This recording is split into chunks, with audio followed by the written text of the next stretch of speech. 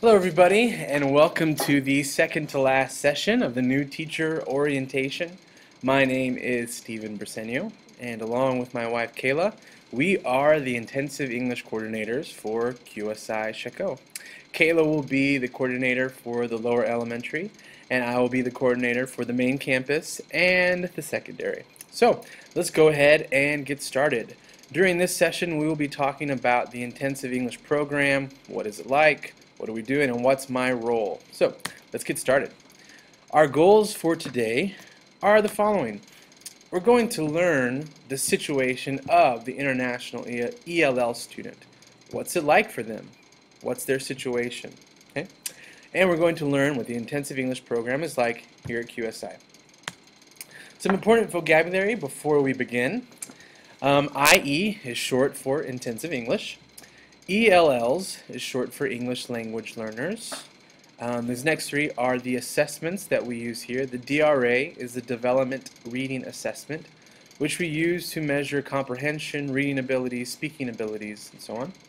The MAP test, which we brought from America, is used to measure all of the domains, all content areas, science, reading, language arts, math, and all students take that, not just intensive English kids. As well as the ERB, which is our writing assessment, and that is given around the end of February, and all students take that one as well. And finally, we have TSWs, which I'm sure you're familiar with by now, and those are our curriculum indicators, and it's short for the student will. Okay? So some of you may be asking, what is intensive English? What does that mean? Well, I will tell you. Intensive English is QSI's version of English as a second language. Most of our students that are in our intensive English program, they're not learning English as a second language. They may be learning it as a third, fourth, possibly even fifth language. So we are making it more intense, more rigorous, so that they can be put back into the mainstream classes. It is available to students from kindergarten all the way through 13-year-olds, which is our 8th grade. And very limited support is offered in the secondary campus, and I'll explain that more towards the end of this video. Student placement is based upon the DRA reading assessment, which I talked about earlier, MAP scores as well, and a speaking and listening evaluation, which is all of that which is given to them as they are enrolling, applying, and we screen them before. And finally, our intensive English program, the cornerstone of it all is the co-teaching and pull-out models are used for our program. And Kayla will be talking more about what that looks like in detail in her video in part 2. So, let's go and get started. What are things like here at QSI specifically? So we need to backtrack just a little bit, how things have been in the past for English language learners, intensive English students, ESL students, whatever you may call them. So let's pretend that the school that you came from, the school that you're coming to, QSI Chaco, whatever, let's pretend that schools in the past have been considered or compared to a giant egg. It's a weird analogy, but just go with me for a second. So we have this egg here, and within that egg are all students. But we can break the students down even further. We have the native English speakers, and those are kids from America, Australia, New Zealand, wherever, and where English is their first language. They are fluent in it. Then we have a completely different set of students, and those are our bilingual or the exited kids, or even trilingual kids, And those kids really know English. They're fluent in it. It may not be their first language. Their parents may know it. They may have studied it for years and years. Or they were in our intensive English program and they became fluent enough that they are pushed back into mainstream. And then we have the kids that are in the awkward yoke, clumped in the middle, and those are the intensive English students. Okay? So this is how things have traditionally been viewed. We have the regular kids, and then the ELLs, the ESL kids, that are kind of off in their own little bubble. But things are shifting, and let me change why. So this is how it was in the past. So here's our egg, and within that egg you have the English teacher, they have their kids, and then the cultural studies teacher, they have their kids that they're responsible for, and the math teacher and the specials teacher, like art, music, drama, and then the science teacher, and they all have their own kids that they're responsible for. But then in the middle are is the intensive English teacher with their kids. And while the math teacher might have some of these students in their class, or the science teacher, in the past they've been viewed as, oh, well, they are the IE teacher's kids. These are your kids and not mine. Okay? But things are changing in that regard, and let me explain why.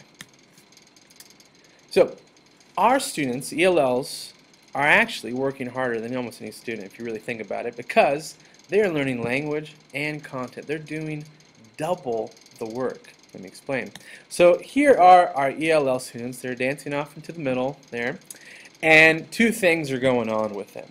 They are learning language, and on top of that, alongside it, they are learning content at the same time. So they're not only learning English as a language, but then they are learning in English. It's pretty crazy. Maybe some of you have experienced this before, studying in another country, learning a different language, but it's quite challenging. Let me explain it this way. Imagine that you are a swimmer. Okay? You're a lap swimmer, and at the same time you're also thirsty. Okay? How hard would it be to take a drink of water at the same time? Okay, obviously it might be pretty easy, but be pretty gross. But that's what our kids are doing. They are taking in the language, and yet at the same time they are using the language to propel themselves. Okay? It's really difficult for them. Okay? So, on top of that though, ELLs in today's international school contexts, they have a third thing that they are concerned about, that they are going through. So not only are they learning English at the same time as a language, but they're also learning culture. Okay? And that means they're learning in a new way that may be different for them. Some of them may have grown up in a Chinese school all their lives, so they're used to the Chinese-based way of education, or a Korean base of education. And so they're learning all this stuff at once, and so things in the past reaching these students, helping them improve and to learn English and content and culture, cannot be done just by one person. It's the responsibility is much greater. So, English language learners today, especially here in QSI Sheko, so we have that egg, and so what we have done, what we need to strive to continue to do, is to scramble that egg. Everyone is mixed around together.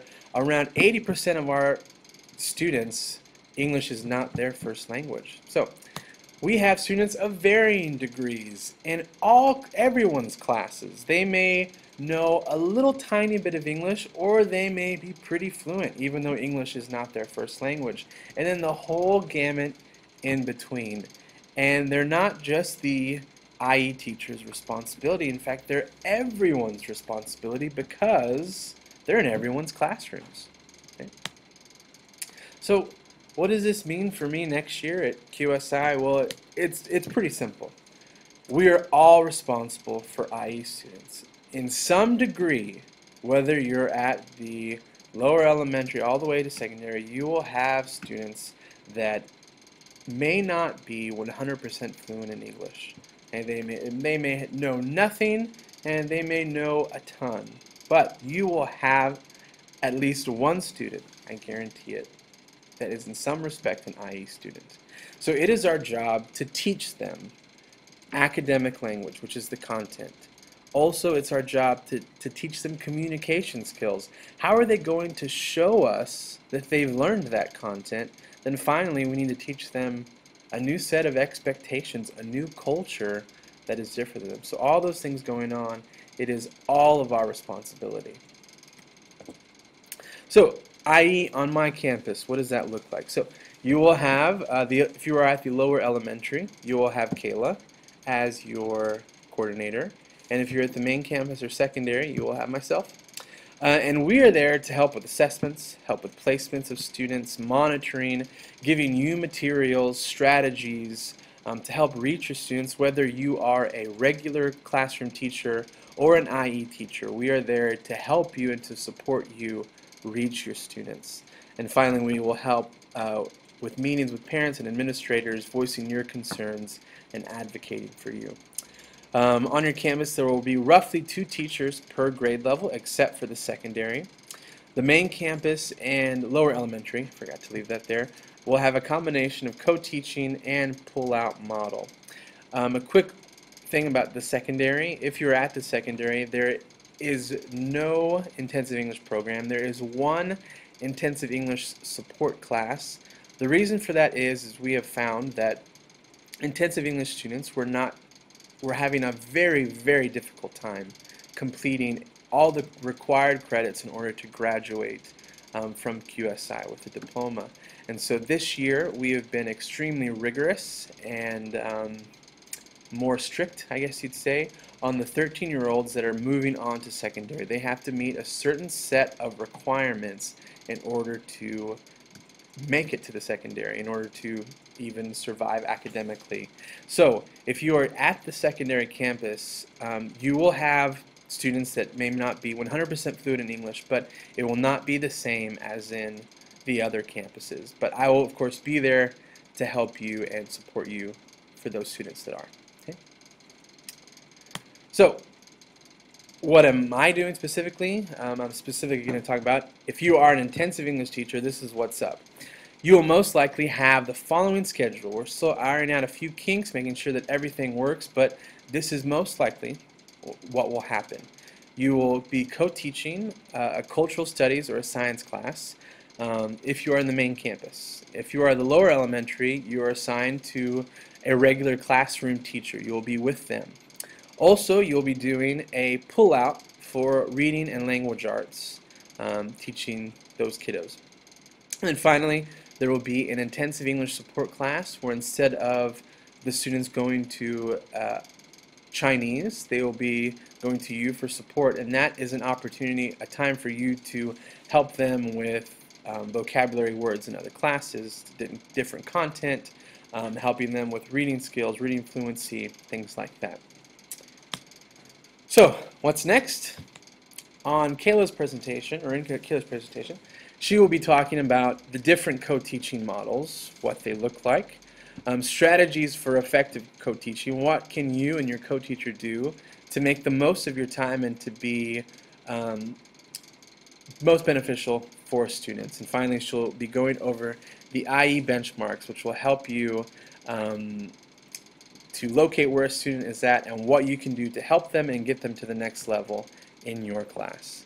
Okay guys, it has been awesome. I look forward to meeting all of you in just a few months. I hope you have a good summer, and I'll see you soon.